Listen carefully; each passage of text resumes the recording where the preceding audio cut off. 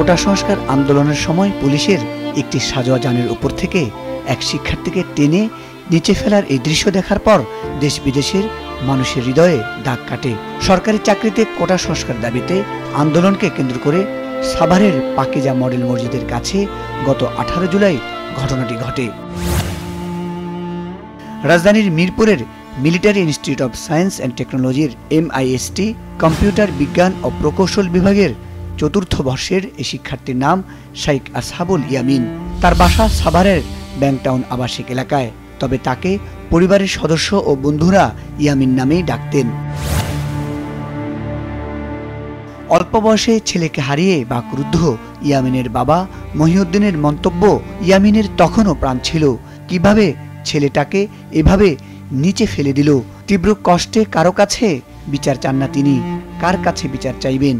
GD এবং ছেলের লাশের পোস্টমর্টেম না করিয়েই সাভারের ব্যাংকটাউন আবাসিক এলাকায় দাফন করেন। পিতা হয়ে সন্তানের লাশ কাঁধে নেওয়ার স্মৃতি যেমন আমৃত্য কষ্ট, ছেলেকে নির্মমভাবে হত্যা করার ভিডিও দেখাটাও আরও বেদনাতুর। ইয়ামিনের জন্ম 2001 সালের 12 ডিসেম্বর। তিনি Savar cantonment school and college থেকে SSC ও HSC পাশ করেন।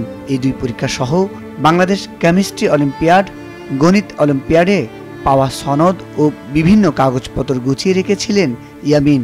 বাবা মা ছেলের সনদগুলো হাতিয়ে স্মৃতিকাতর হয়ে পড়েন। ইয়ামিন বুয়েট ও রংপুর মেডিকেল কলেজে চান্স পেয়েও পড়েনি। ইয়ামিনের মা নাসরিন সুলতানা, তিনি গৃহিণী। বোন শাইখ আসহাবুল জান্নাত পড়ছেন শেরেবাংলা কৃষি বিশ্ববিদ্যালয়ে।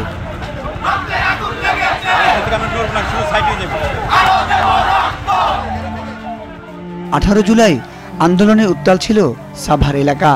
দফায় দফায় পুলিশ ছাত্রলীগের সাথে ছাত্রদের সংঘর্ষ বাধে। বেলা 3টার দিকে ইয়ামিনের মাকে একজন ফোন করে সাভারের এনাম মেডিকেল কলেজ হাসপাতালে আসতে বলেন। প্রথমে বেসরকারি ক্লিনিকে ভর্তি করানোর চেষ্টা করা হয়েছিল, কিন্তু কোনো ক্লিনিকে ভর্তি করতে রাজি হয়নি। ছেলের বন্ধুদের কাছ থেকে পাওয়া আরেক ভিডিওতে দেখা যায় ইয়ামিনকে তুলে হাসপাতালে নিয়ে যাওয়ার সময় কেউ কেউ তাকে চোখ খোলা রাখতে বলছিলেন। ছেলে তখনও জীবিত ছিলেন। পারিবারিক সিদ্ধান্তে ইয়ামিনের লাশের ময়নাতদন্ত করা হয়নি। বাবা ছেলের লাশ দ্রুত হাসপাতাল থেকে বের করতে চাইছিলেন। তখন বাইরে শিক্ষার্থীরা স্লোগান দিচ্ছিলেন, পুলিশের গুলিতে মারা গেছে বলে ভয় পাচ্ছিলেন। কেউ কেউ লাশ বের করতে বাধাও দেন। অন্যদিকে শিক্ষার্থীরা ইয়ামিনের লাশ নিয়ে মিছিল করতে চাচ্ছিলেন। তখন ছেলের এক বন্ধুর সহায়তায় অ্যাম্বুলেন্স এনে দ্রুত লাশ বাসায় আনা হয়। মহিউদ্দিন জানায়, ছেলেকে কুষ্টিয়ায় গ্রামের বাড়িতে দাফন করতে চেয়েছিলেন, কিন্তু কুষ্টিয়া থেকে এক আত্মীয় ফোন করে জানান স্থানীয় থানা থেকে বলা হয়েছে অনুমতি ছাড়া লাশ দাফন করা যাবে না। দেশের পরিস্থিতিও এমন ছিল যে ঢাকা থেকে কুষ্টিয়া বা কুষ্টিয়া থেকে ঢাকায় আসা যাওয়ার মতো অবস্থা ছিল না। সাভারের লাশ দাফনের ক্ষেত্রেও ময়নাতদন্তের প্রতিবেদন লাগবে বলে থানা থেকে জানানো হয়।